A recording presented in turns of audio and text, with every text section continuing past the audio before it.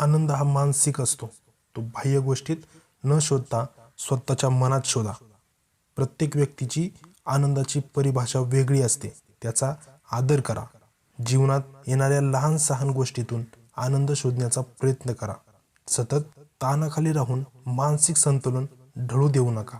खेळ, करमणूक, गायन, पर्यटन, नर्तन, वाचन या गोष्टीसाठी थोडा वेळ द्या.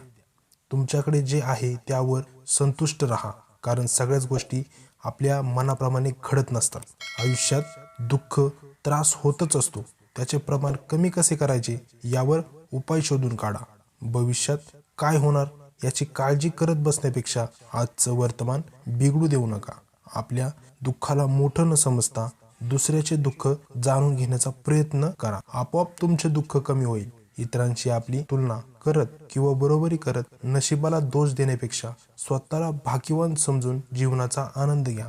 तुमच्यात असलेल्या क्षमता ओळखा. स्वतःवर विश्वास ठेवा.